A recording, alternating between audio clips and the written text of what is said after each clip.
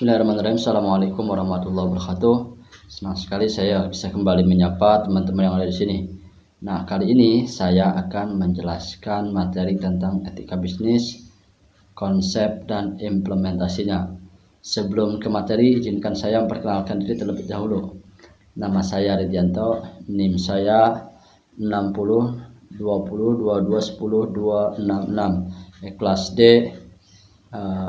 Ekonomi Syariah, dengan dosen pengampu Pak Anggi Setia Prajoga Eskom MM. Etika bisnis adalah sebuah cara dalam menjalankan bisnis sesuai dengan ketentuan dan norma yang berlaku, di mana seluruh aspek ini dapat menyangkut individu, perusahaan, dan masyarakat, sehingga bisa dikatakan ini merupakan hal yang saling berkaitan. Selain itu, di satu sisi tujuan etika bisnis adalah meningkatkan kesadaran moral sesuai dengan kaidah yang benar, sekaligus membuat batasan-batasan dalam berbisnis yang semestinya tidak boleh dilakukan. Prinsip etika bisnis adalah memastikan bahwa yang dijalankan sesuai dengan kaidah yang baik dan benar. Aktivitas bisnis hendaknya dijalankan dengan baik dan yang penting memiliki landasan moral yang sesuai dalam menjalankan bisnis yang beretika. Tentu prinsip penting tersebut harus diperhatikan sehingga hal ini menjadi pegangan para pelaku bisnis dalam menjalankan usahanya dengan baik. Nah, selanjutnya, mengapa kita perlu yang namanya etika bisnis? Yang pertama, etika bisnis membangun kepercayaan semua pihak terkait dengan bisnis yang sedang dijalankan, sehingga menimbulkan iklim bisnis yang kondusif. Yang kedua, etika bisnis membangun reputasi perusahaan yang akan berdampak pada tingginya citra perusahaan tersebut. Lalu yang ketiga, etika bisnis memberikan citra yang positif dan berdampak terhadap naiknya keuntungan perusahaan. Nah, apa sih tujuan etika bisnis?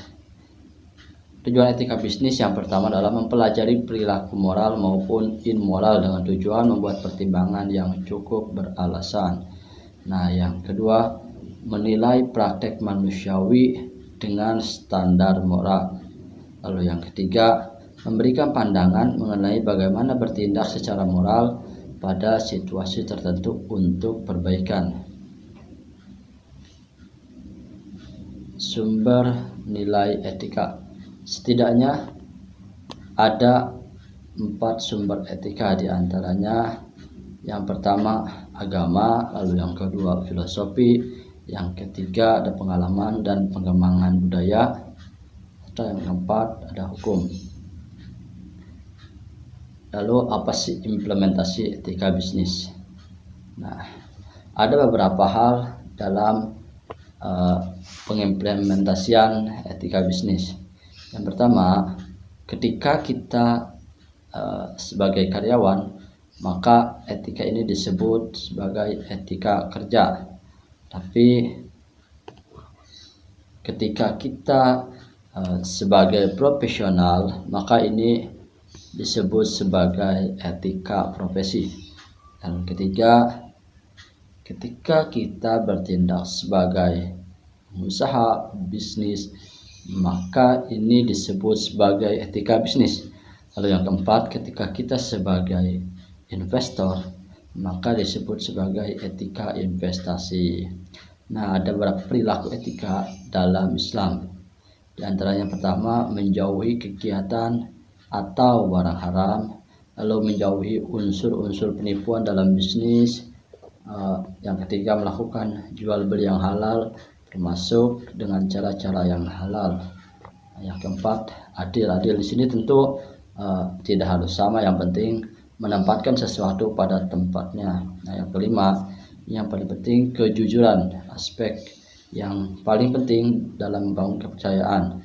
Lalu yang keenam, menepati janji, dan lalu yang ketujuh, menuliskan transaksi yang tidak tunai.